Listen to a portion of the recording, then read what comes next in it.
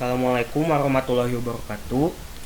Halo Kang Teteh semua, selamat datang di Praktikum Teknologi Informasi Spasial yang ke-6 dan terakhir. Nah, pada praktikum kali ini saya akan menjelaskan materi praktikum terkait overlay. Nah, materi overlay sendiri ini nantinya akan dijadikan sebagai materi ujian praktikum untuk mata kuliah Teknologi Informasi Spasial.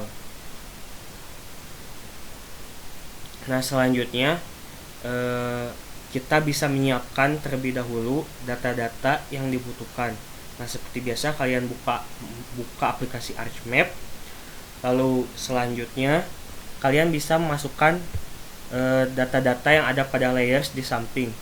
Itu data lereng, lalu data kerapatan aliran, lalu data penggunaan lahan, lalu data jenis tanah, lalu data ketinggian, data curah hujan, serta administrasi. Nah, administrasi ini merupakan data administrasi dari Kabupaten Sumedang yang sebelumnya telah kami berikan pada praktikum sebelumnya, data di Kabupaten Sumedang untuk data administrasi desa. Seperti itu. Nah, sebelum kita mulai, saya akan menjelaskan terlebih dahulu materi praktikum ke-6 mengenai overlay. Nah, overlay sendiri yaitu proses tumpang tindih pada suatu file SHP pemetaan pada ArcMap yang nantinya berfungsi untuk mengetahui tujuan akhir nilai atau kategori ataupun klasifikasi yang akan kita buat. Contohnya pada praktikum kali ini kita akan melakukan pemilihan terkait kerawanan banjir. Nah, jadi untuk overlay-nya sendiri nanti kita pada akhirnya akan mengetahui apakah wilayah mikrodas yang kita lakukan sebelumnya pada praktikum kedua yang kita lakukan pada survei, apakah wilayah Unpad ini memiliki kerawanan banjir yang cukup besar atau malah tidak rawan sama sekali. Nah, seperti itu. Oleh karena itu, kita bisa langsung saja pada praktikumnya.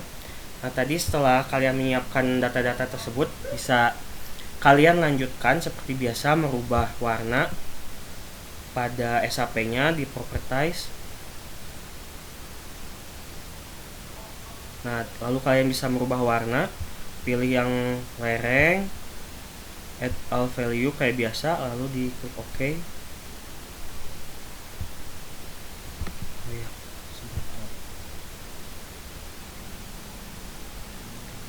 Nah, ini yang hijau yang paling rendah.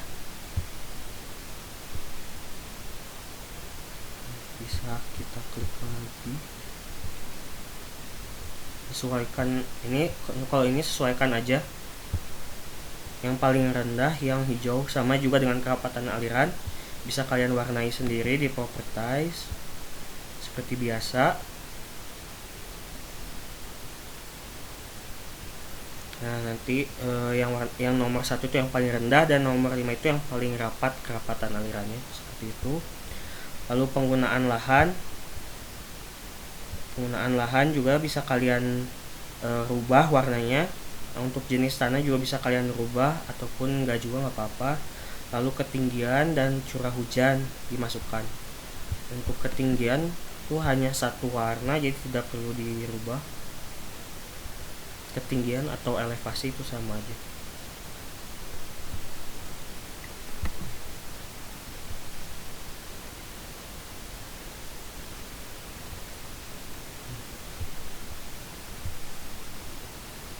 Ya, untuk ketinggian itu hanya satu warna, lalu curah hujan juga hanya satu. Nah, selanjutnya sebelum kita mulai overlay, saya akan memberitahukan dulu materi mengenai kerawanan banjir ini. Nah, jadi untuk mengetahui nilai kerawanan banjir ini terdapat 6 faktor, yaitu lereng, kerapatan aliran, penggunaan lahan, jenis tanah, ketinggian, dan curah hujan untuk mengetahui nilai kerawanan banjir. Nah, selanjutnya kalian juga bisa melihat pada Open Attribute Table Nah, di sini tuh sudah ada nilai lereng, nilai bobotnya, lalu nilai lereng dan kategorinya. Nah, ini juga nilai lereng, bobot, dan kemiringan ini sudah saya masukkan ke dalam tabel Excelnya. Jadi nanti kalian bisa melihat klasifikasinya, lalu nilainya, bobotnya, dan untuk nanti pada nilai akhirnya kalian bisa lihat juga skor atau nilai kali bobot dan kategorinya seperti itu. Jadi nanti kalian merujuknya pada tabel Excel yang telah saya berikan seperti itu. Nah, selanjutnya sebelum kita mulai melakukan overlay, kita mulai memasukkan nilai skornya dulu yang tadi sebelumnya ada pada tabel. Di sini ada ya, nilai kali bobot atau skor yang ini.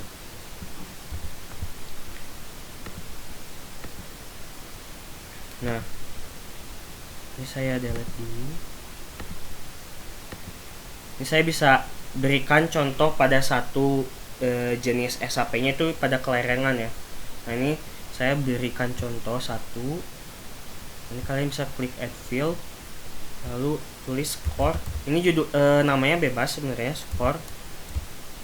Nah, tapi saya nulisnya LR biar ngebedain nanti tiap jenis SAP-nya, jadi skor apa. Kalau hanya skor saja, takutnya nanti pas di overlay itu memusingkan ke kitanya juga. Jadi lebih bagus ditulis ini skor apa dan skor apa seperti itu. Lalu untuk tipenya yang double dan diklik OK. Nah, selanjutnya kalian klik yang kiri ini, semuanya ditarik, yang di paling pinggir. Nah, ini klik. Nah, kalau udah sampai ke klik semuanya warna biru kayak gini, itu kalian klik yang skor LR, lalu field calculator. Nah, untuk mengeluarkan nilai skornya itu kita bisa pilih bobot dikali nilai lereng, lalu klik OK. Nah, nilainya keluar untuk skornya seperti itu. Nah, kenapa kita menghitung skor di awal? Itu untuk memudahkan kita pada saat setelah overlay. Jadi untuk memudahkan kita untuk pengklasifikasian selanjutnya seperti itu. Nah, kalau sudah kita tutup. Lalu untuk yang kerapatan aliran itu sama. Untuk nilai skornya itu sama kayak tadi ya. Ini skor seperti ini, kalian ke add field, terus tulis judulnya. Kalau saya skor KA, lalu double, klik OK. Nah, kalau sudah nanti ada skor masih kosong, kayak biasa tarik dari pinggir yang sisi kiri, semuanya ditarik semuanya, lalu klik kanan, field calculator, lalu klik bobot dikali nilai kayak gitu, klik OK. Nah, nilainya bakal keluar. Sama juga untuk yang lainnya, penggunaan lahan sama.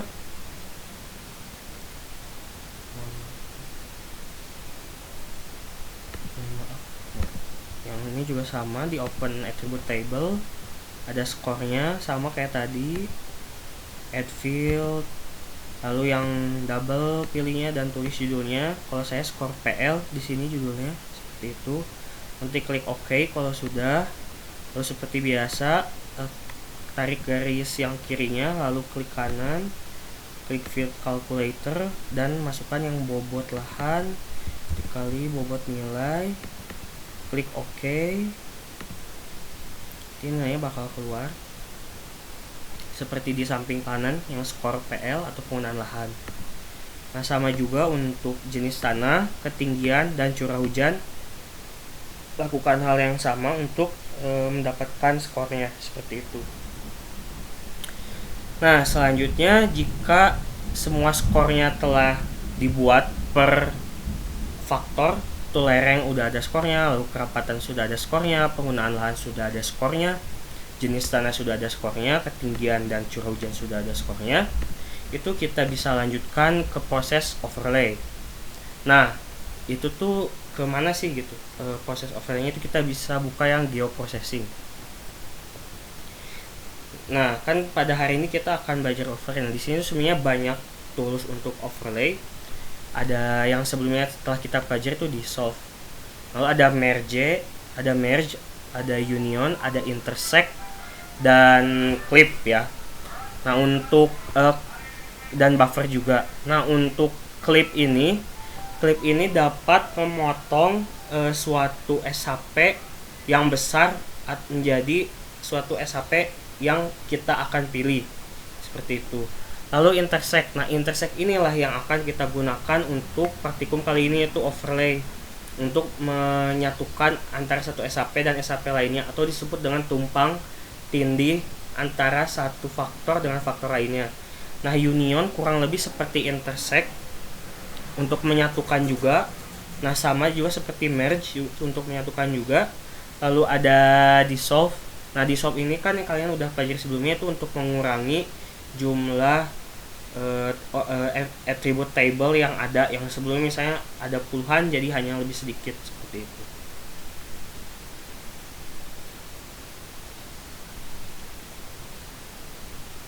Nah, kalau sudah, bisa kita klik yang intersect. Nah, di intersect ini nanti kita input yang 6 faktor tadi: lereng,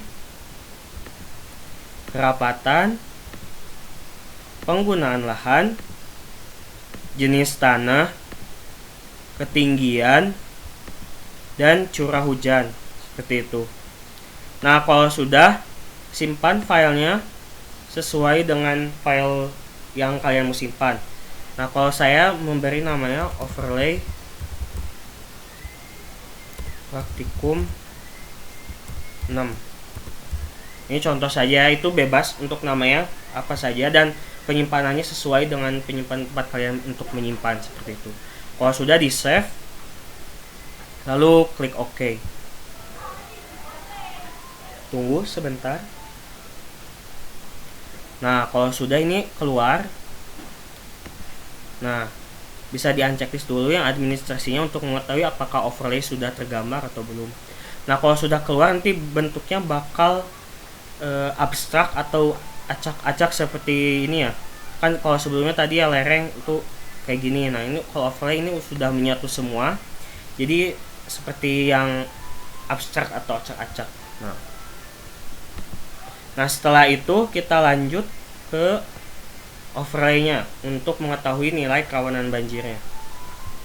Buka open attribute table. Nah, di sini kita langsung aja biar nggak pusing dan nggak susah ke table option, lalu add field. Nah, di sini kita buat nama score total, lalu pilih tipe yang double, terus klik OK. Nah, ini tuh ada di paling pojok kanan, geser aja skor totalnya. Nah, kalau sudah, itu kita klik semuanya, select. Kalau sudah, kita klik semuanya sampai ke nomor 72, klik semuanya, lalu balik lagi ke yang skor total. Nah, kalau sudah, kita klik yang skor total, klik kanan, lalu klik field calculator. Nah, di sini ini gimana cara menyatukan semuanya, itu gampang, tinggal kita klik aja nih tiap ini yang ada tulisan skor. Ini skor lereng ditambah skor kerapatan aliran ditambah skor penggunaan lahan ditambah skor jenis tanah ditambah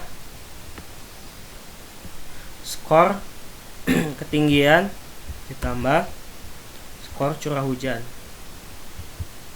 Nah, kalau sudah, klik OK saja. Nah, udah kan? Nah, udah dapet kayak gini. Itu si skornya kalian tekan untuk di ascending atau descending, jadi untuk mengurutkan nilai dari terendah dan terbesar ke paling besar. Nah, klik 2 kali. Nah, nanti mengurut nilainya dari rendah ke paling besar. Nah, ini tuh diurutkan itu biar kita nanti memudahkan pengklasifikasian kerawanan banjirnya seperti itu. Nah, kalau udah nih kan nilai skornya udah ada ya nih. Yang pertama 0,85, 0,95 dan seterusnya sampai 2,65.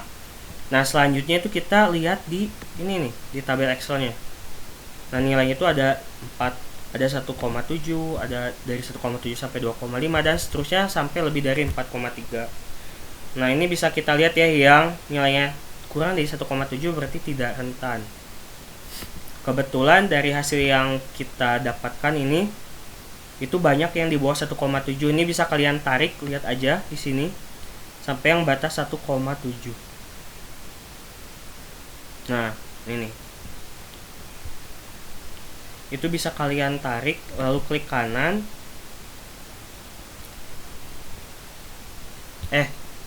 Oh ya, mohon maaf sebelumnya. Mohon maaf. Nah, klik table dulu ya, maaf. Klik table dulu, add field. Lalu tulis di sininya kategori bebas, namanya ini untuk kategori kerawanan banjir. Terus klik OK.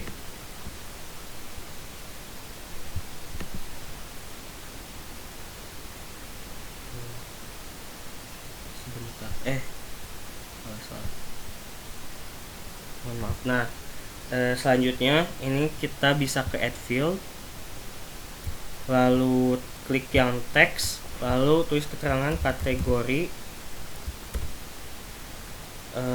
kerawanan banjir, terus klik OK. Nah, kalau sudah, lihat di skornya aja ya, kalian nggak usah lihat ke sini biar nggak pusing, langsung aja lihat di skornya. Nah, di skornya ini lihat yang tadi ya, di bawah 1,7 berarti tidak rentan atau tidak rawan. Ini bisa kita langsung tarik aja yang paling pinggir. Nah, sampai sini 1,7. Lalu klik yang kategori kerawanan banjir, lalu feed calculator. Lalu ini dihapus dulu, terus kalian bisa klik titik 2, lalu tulis tidak rentan atau tidak rawan. Nah, kalian bisa pilih salah satu, tidak rentan atau tidak rawan. Saya tulis tidak rentan. Terus klik OK. Kurung ininya untuk ditutupnya itu klik titik 2 juga. Jadi kurung bukanya titik 2 dan kurung tutupnya juga titik 2 seperti itu. Klik OK. Kalau sudah, nanti bakal ada keterangannya seperti ini.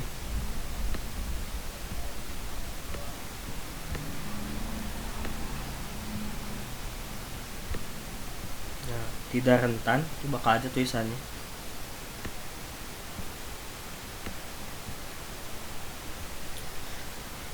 Nah, untuk selanjutnya itu nilai 1,75 sampai 1,7, lebih dari 1,7 sampai 2,5 itu berarti sedikit rentan.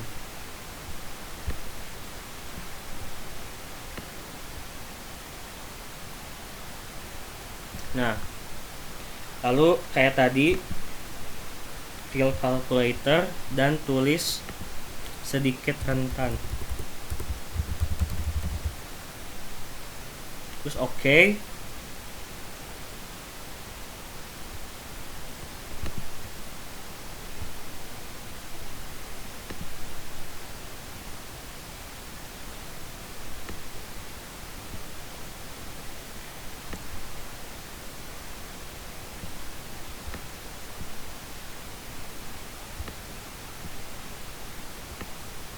Nah, selanjutnya itu yang terakhir juga sama, yang paling bawah itu 2,5 2,65 nilai skornya itu masuknya agak rentan. Berarti klik yang kategori KB, terus klik field calculator dan isi agak rentan.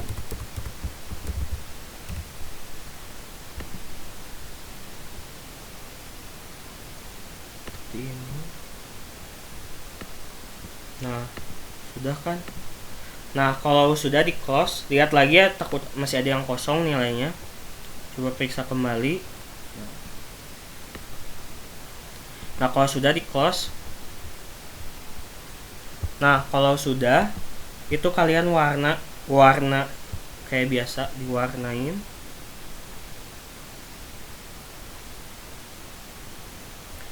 Categorize, simbolnya di unchecklist dulu. Lalu ini pilih yang paling bawah kategori kerawanan banjir. Nah, ini pilih yang warna biru ya, karena ini ya kerawanan banjir. Atau kalian juga boleh memakai warna hijau ke merah, tapi kalau saya pakai biru ke biru muda ke biru tua. Lalu add all value. Nah, yang tidak rentan itu berarti biru muda.